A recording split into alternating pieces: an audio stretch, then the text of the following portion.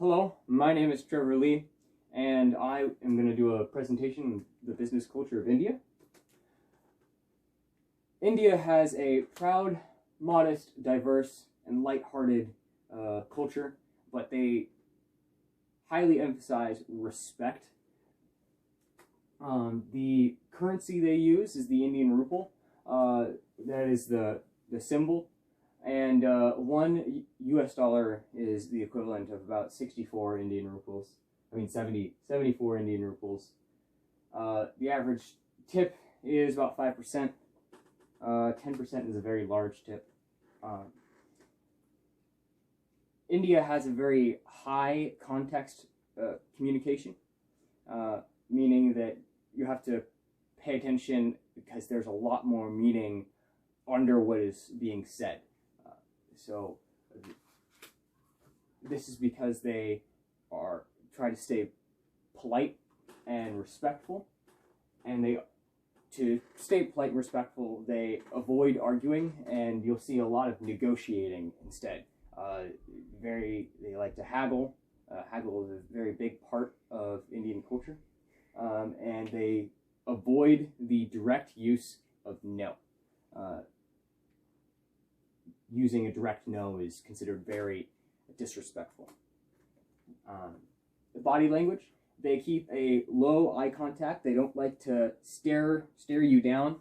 They like to break eye contact with the occasional coming back, but it isn't considered disrespectful to keep steady eye contact as long as you break it occasionally.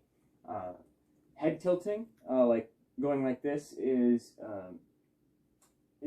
a sign of understanding. It means that they either agree or understand what you're trying to convey. Nodding means yes, but since they don't use a direct no, it doesn't always mean a direct yes. So in the more body language, the head is sacred, so you don't touch somebody on the top of their head. That is considered very disrespectful. And the feet are dirty, meaning if you point your foot at somebody or something, it is disrespectful towards them. So you want to be careful to not put your feet pointed at a person or a religious place.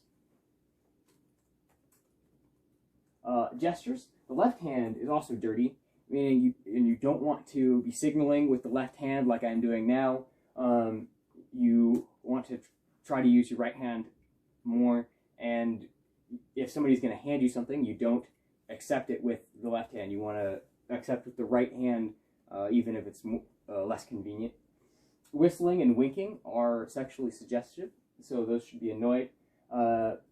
Pointing is accusatory and disrespectful, and putting your hands on your hips is argumentative and means you're ready to start an argument, and you're angry. Physical contact, touching somebody on their shoulder, is limited and pretty much non-existent when it comes to across genders. But it happens within the same gender. Their sense of time, it is casually acceptable to be 30 to 60 minutes, to arrive 30 to 60 minutes after the designated time. But when it comes to a formal setting, they like to be on time to respect everybody's time. So that means business meetings and doctor's appointments, they try to show up on time. But in the scenario of people of different ranking, whether that's in a family or in a business with you have managers and senior executives, the highest ranking shows up first, often early, and lower rankings show up after them. And if you're really low, you might even be showing up a little bit late. So that is their sense of time. If you show up to a business meeting, what do you do? Well, we're going to take everything we've talked about. The first thing is you're probably not an executive or anything, so you probably want to show up right on time. so that it isn't considered disrespectful. And the next thing is you want to greet in order of seniority. So you start with the highest ranking person there, you introduce yourself to them, and work your way down. And that's how you greet. So let's say when you're greeting somebody, they offer you a business card. You take it with both hands, and you examine it, and then you don't put it in your back pocket, because that is considered sitting on them when you sit down. So you take it and you'll set it on the table in front of you, and that's the etiquette for receiving a business card. And let's say you want to give a business card. You'll take it with both hands.